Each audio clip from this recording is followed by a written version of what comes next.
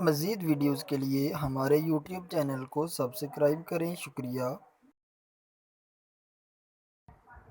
अस्सलामुअलैकुम वरहमतुल्लाह। इस वीडियो में डैम्ड ओसिलेशंस ये टॉपिक पढ़ेंगे। डैम्ड ओसिलेशंस कौन सी होंगी?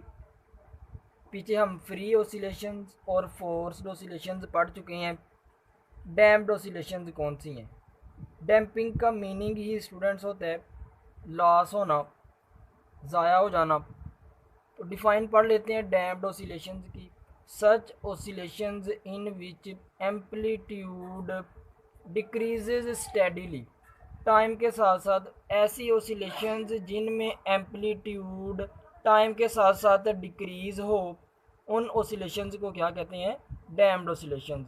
यानी डैम्प्ड ओसिलेशंस में एम्पलीट्यूड क्या होता है? डिक्रीज होता है। वो कैसे? छोटी सी एग्जांपल लिया हमने सिंपल पेंडुलम की। सिंपल पेंडुलम की मोशन को स्टूडेंट्स हम सिंपल हार्मोनिक मोशन समझते हैं। ये डैम्ड ओसिलेशन भी इसकी होती है। Simple harmonic motion, simple pendulum की जो मोशन है वो ओसिलेशन है, वो डैम्ड ओसिलेशन भी होती है। यानी इसका भी अगर हम बॉब को इधर से लाकर इधर छोड़ देंगे, बॉब ऐसे मूव करेगी। पहले बॉब का एम्पलीट्यूड, बॉब ज़्यादा एम्पलीट्यूड कवर करेगी, फिर आहिस्ता आहिस्ता आहिस्ता आहिस्ता कम एम्पलीट्यूड होता होता बॉब मीन पोजीशन पे रुक जाती है। यानी इस केस में भी, सिंपल पेंडुलम के केस में भी एम्पलीट्यूड ग्रेजुअली डिक्रीज कर रहा होता है। तो फिर सिंपल पेंडुलम की जो ओसिलेशंस होंगी वो भी कौन सी होंगी? Damped oscillation. लेकिन हमने सिंपल पेंडुलम के केस में एयर रेजिस्टेंस को इग्नोर किया होता है। यानी एयर रेजिस्टेंस थी ना इस बॉब को, उसने रोका, आहिस्ता आहिस्ता बॉब का एम्पलीट्यूड कम कर दिया। लेकिन हमने सिंपल पेंडुलम में इस एयर रेजिस्टेंस को इग्नोर किया होता है। हालांकि सिंपल पेंडुलम की जो मोशन है वो कौन सी है? कौन सी ओसिलेशंस हैं? Damped oscillations. क्योंकि सिंपल पेंडुलम के केस में भी एम्पलीट्यूड टाइम के साथ साथ कम होता है। जैसे मैंने ये फिगर ली है, इसमें ग्राफ में एक्स एक्सेस के अलॉन्ग टाइम ली है, वाई एक्सेस के अलॉन्ग एम्पलीट्यूड लिया।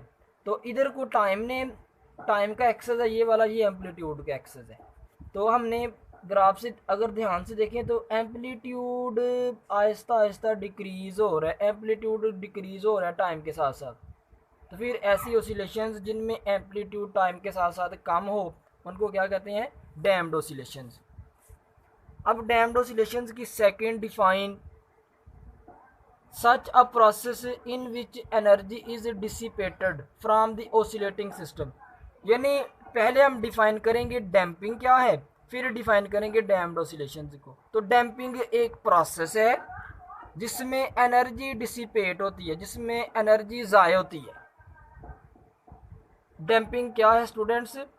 प्रोसेस है जिसमें एनर्जी डिसिपेट होती है। और इस प्रोसेस में जो ओसिलेशंस होंगी, इस प्रोसेस के अकॉर्डिंग जो ओसिलेशंस होंगी उनको कहेंगे डैम्ड ओसिलेशन। यानी डैम्ड ओसिलेशंस के केस में एनर्जी क्या होती है? ज़ाय होती है, एनर्जी डिसिपेट होती है एयर रेजिस्टेंस की वजह से। एग्जाम्पल लिया हमने सिंपल पेंडुलम की, समझ लिया। अब नेक्स्ट है अनडैम्ड ओसिलेशंस। डैम्ड ओसिलेशंस में एम्पलीट्यूड टाइम के साथ साथ कम होता है। अनडैम्ड एम्पलीट्यूड टाइम के साथ साथ कम नहीं होगा। डिफाइन पढ़ लेते हैं। Such oscillations in which amplitude remains same with time are called undamped oscillation. यानी ऐसी ओसिलेशंस जिनमें टाइम के साथ साथ एम्पलीट्यूड पे कोई फ़र्क ना पड़े, एम्पलीट्यूड सेम रहे, ऐसी ओसिलेशंस को कहते हैं अनडैम्ड ओसिलेशंस।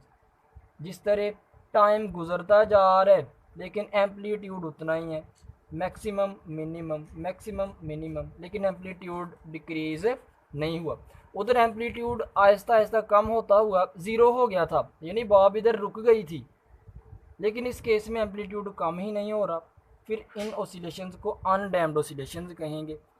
अब नेक्स्ट डैम्ड ओसिलेशंस के पॉइंट ऑफ व्यू से एक एप्लीकेशन है, एग्जाम्पल है, ये भी पढ़ लेते हैं। अब डैम्ड ओसिलेशंस के कॉन्सेप्ट को समझने के लिए हमने एक एप्लीकेशन दी, शॉक एब्जॉर्बर। ऑटोमोबाइल्स के जो शॉक एब्जॉर्बर हैं उनकी ओसिलेशंस भी कौन सी होती हैं, डैम्ड ओसिलेशंस, यानी उनमें भी टाइम के साथ साथ एम्पलीट्यूड डिक्रीज़ करते हैं। सबसे पहले इसके अबाउट कुछ पॉइंट्स है वो पढ़ लेते हैं। शॉक एब्जॉर्बर जो है ये डैम्पिंग फोर्स प्रोवाइड करता है, यानी ये एनर्जी ज़ाय कर देता है, ये डैम्पिंग फोर्स प्रोवाइड करता है, रुकावट वाली फोर्स प्रोवाइड करता है। क्या करने के लिए, to prevent excessive oscillation, further oscillations होने से ये हमें बचाता है। वो कैसे, फिगर में हमने एक ऑटोमोबाइल का शॉक एब्जॉर्बर लिया, शॉक जैसे होते हैं मोटरसाइकिल के भी होते हैं, तो ये मैंने वो उसकी एक फ़िगर बनाई है। ये स्प्रिंग है, शॉक एब्जॉर्बर कंप्लीट, ये उसकी फ़िगर है, स्प्रिंग इसमें, और ये शॉक एब्जॉर्बर कंसिस्ट करता है एक पिस्टन के ऊपर। ये स्टूडेंट्स पिस्टन है, ये वाला ये पिस्टन है, ये क्या है, ये पिस्टन है। आयल में ये जो ये लाइंस लगाई हुई हैं ये आयल है, आयल में पिस्टन जब, और इस शॉक एब्जॉर्बर का ऊपर वाला एंड जो होता है ना किसी भी ऑटोमोबाइल का, वो उस ऑटोमोबाइल के फ्रेम के साथ अटैच होता है ये वाला एंड, और इस शॉक का सेकंड एंड किसके साथ अटैच होता है, एक्सल के साथ अटैच होता है। ठीक है, तो जब सपोज किया जब रोड पे गाड़ी चल रही है, अब जब गाड़ी चलती हुई बम्प ऑन दी रोड, यानी रोड के ऊपर जो जंप बनाए होते हैं, या इस तरह कह लो कि रफ रोड है, खुरदरा रोड है, जंप आ गया अचानक, गाड़ी ऊपर को उठी है, शॉक एब्जॉर्बर भी ऊपर को उठी है। शॉक एब्जॉर्बर अगर बहुत हैवी, अगर हम कार ले लें, ऑटोमोबाइल ले लें, तो हमने देखा कि उसके शॉक इतने हैवी होते हैं हमें फील ही नहीं होता कि बस जो है या ये ऑटोमोबाइल किसी जंप के ऊपर से गुजरी है, फील ही नहीं होता, क्योंकि उसके शॉक एब्जॉर्बर बहुत, हम कहते हैं, अच्छे होते हैं।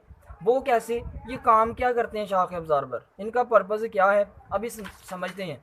यानी जब जंप के ऊपर से गाड़ी गुजरी, बम्प ऑन दी रोड था, उसके ऊपर से गाड़ी गुजरी, ये नीचे को पुश हुआ, जब ये नीचे को पुश हुआ, इसने पिस्टन को नीचे को मूव करवाया, पिस्टन आयल में मूव करेगा, मूव करने के बाद एक दो मरतबा ओसिलेट करेगा, डैम्पिंग फोर्स की वजह से वो जल्दी रुक जाएगा, यानी फर्दर ओसिलेशंस प्रोड्यूस नहीं होंगी।